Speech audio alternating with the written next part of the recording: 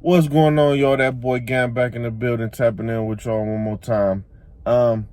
Today I just wanted to touch on a topic that I was thinking about as far as Turo. So,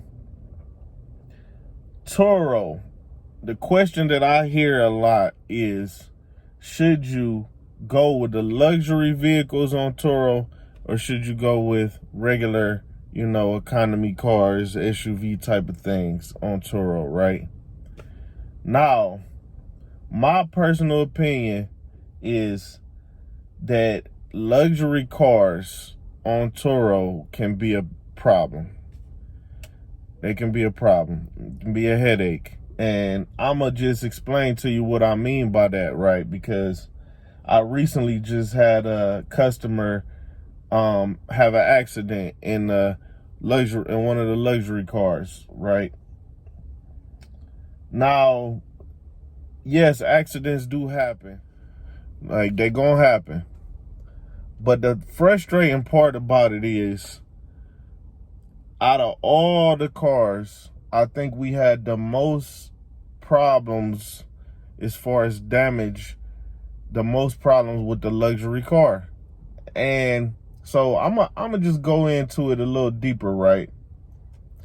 The thing with a luxury car is, people that rent these cars, they do not take care of the car like it's a luxury car. They don't take care of the car the way you would take care of it. They look at it like a rental car, you know? So think about this. If somebody was going to go, let's say they were going on a road trip, right? And they see a SUV, let's just say some regular, I don't know, let's just say like a Ford Escape or something, right? And that Ford Escape is listed for $70 a day, right? Now they look and they also see a BMW 5 Series, and that's listed for $90 a day, right? They look at it like, wait a minute, that vehicle is a lot better and it's only $10 more expensive. So instead of getting this Ford, I'm gonna go with the BMW. But their plan was to go on a road trip. Their plan was going, let's just say they're going to the forest, they're going on a camping trip. So why would you rent a luxury car to go on a camping trip? You about to drive 800 miles somewhere, and you about to be driving on a dirt road or something. You might need to be driving up hill and downhill. Some people will literally rent your luxury car and drive it off road. It sounds crazy, but this actually happens, right? People, they don't think about it like, oh, this is a luxury car, so I'm only gonna drive it, downtown and go out to a fancy dinner. People will take your luxury car and they will go on a road trip, and they will go off-road. They'll do crazy stuff with the luxury car, right?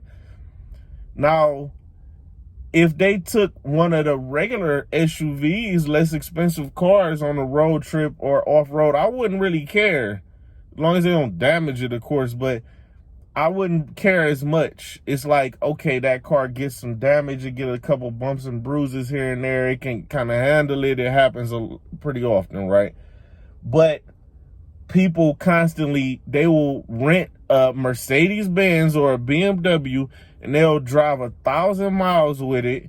They will drive it off road. They'll pack the car up with a bunch of people, stuff the car up, put a bunch of stuff in the car, try to carry a lot of stuff in the car. It's just all kind of stuff that they do, right? And the thing about it is, when you drive a car like that, that's a luxury, it's a little more fragile. Like, you got to take care of it, and things happen easy to a luxury car, and those little things that happen to a luxury car cost you a lot of money now, because the repairs cost a lot of money on luxury cars, especially foreign cars.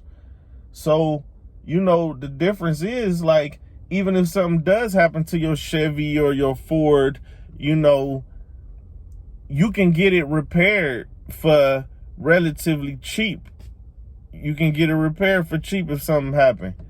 Now, something happened to that luxury car, you're going to be paying a lot more money. And even though, they'll be responsible for it if something does happen. But the value of the car, man, do you really want your car getting damaged like that? Your luxury car, And it's like, you also have to be competitive with the price. And of course you think like, oh, well, it's a luxury car, I'ma just charge way more money for it. But you can, but you might not get rentals because you gotta be competitive. If you listing your car for $90 a day or something, you got other people listing their luxury cars for $90 a day. So you can't list your car for $150 a day, and you got the same car that somebody can just go to the competition, and they got the same car as you, but they only charging $90 a day. So that's one of the things, is that the difference in how much money you charge for the vehicle is not that different. Like I say, I can rent out most of the Volkswagen Tiguan, which is a SUV, and it has a third row and all of that. 2018 is the one that I have. So you can rent that car out easily for $70 a day, right? But then the luxury car, you can't go crazy over that price either, or if you want to get bookings, so even if you go $85, $90, and you can get the regular SUV for around $70 to $80, a lot of people will choose that luxury car. But the payments is higher on the luxury cars, the insurance is higher, so like I say, when a person takes your regular vehicle out that's not a luxury car, you're not as worried about it. You're not as worried as they're going to take care of it. See, because me personally, if somebody rent one of the luxury cars, I want them to be like, oh, we're going out on the town, I'm taking my girl out on a nice date, we want to go for a nice dinner, we want to do something, we want to get dressed up, we want to, she going to the hairdresser, and I'm, man getting fresh or whatever, and they going out on a nice, classy, within the city. You don't really want people going too far with the cars and stuff like that. But you can't choose that. That's not what happens all the time. A lot of times, you're going to get people who about to drive to Tennessee somewhere, or they driving somewhere far, and they about to be on some rough roads and terrain, and they will take your Mercedes-Benz on that road trip, or they'll take your BMW on that road trip, and they are, like I say, it's a rental car in their eyes.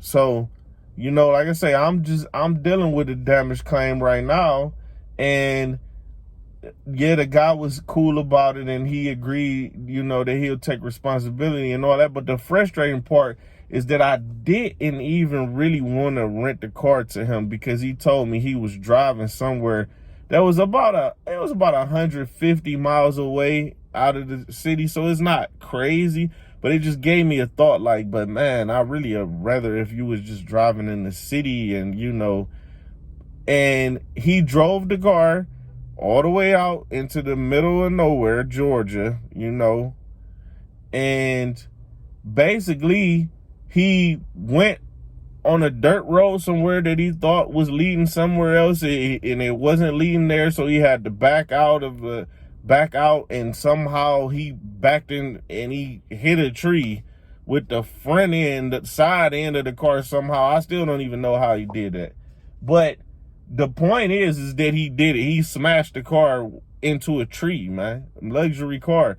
Why you even driving a luxury car into a forest, wooded area, off-road, anywhere like that?